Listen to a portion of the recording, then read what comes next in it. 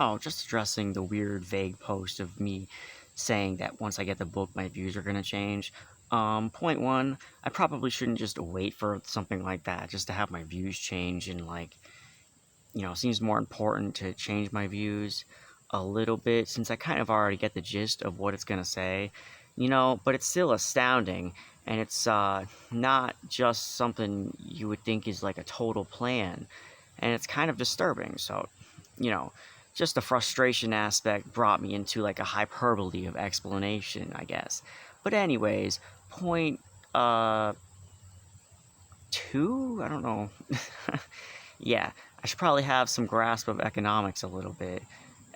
But like I get the gist, but I don't think that's enough. Like when it comes to the big lie, I guess, and the myth of uh trickle down economics, yeah, I get that.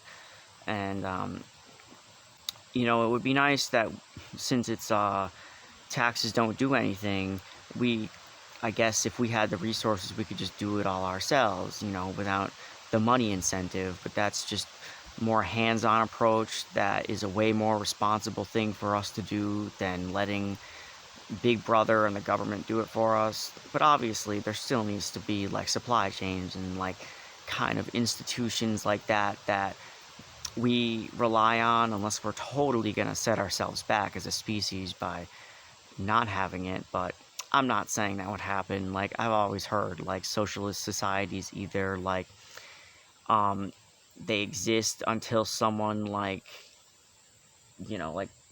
does it to them on purpose and ruins their society, like like an infiltrator or something. But I don't know. Yeah, I'm not talking about that. Point three, I think as a leftist, uh, I already feel like almost reactionary for the past few years when it comes to having realized where we are heading when it comes to fascism being in fashion again in America. But I don't think it's like right to call everything a fascist. But I will admit that things overlap. But back in like my day, you probably heard white dudes saying the N word off and on and back and forth. So you knew who wasn't a total piece of shit, and then there are those people that you just got a vibe and you knew. But these days it's like hypersensitive and ramping up. Honestly, it isn't just like a feeling thing, it actually is happening. And the PC aspect sort of overlaps with the with people being frustrated a little bit because the fascists supposedly love to use the upheaval of the nostalgia and what people used to live, and they sort of use that frustration and anger in times of turmoil, and they're weaponizing the manosphere as well. Um, so they're either blaming women, and so yeah, they're blaming women. They're probably blaming the LGBT community, obviously, and that'll slowly morph into a consistent Jewish narrative or something totally different. Like anything could be the scapegoat when it comes to like who is perceived as the power threat. Now, obviously, there's the law sort of works for people of color somewhat, works against people of color somewhat, but the caste system isn't as obvious, I guess. There's it's obvious to me, but I think that's either just reading too much, paranoia, or you know, I don't know. I don't think it's a matter of projection too much. I feel like yeah, so the true fascist would be like Trump, who wants to relocate the poor and destroy the board of education, I think he said in the CPAC, which it's consistent because he said he loves the uneducated. um and that just seems, that was like a total red flag, obviously.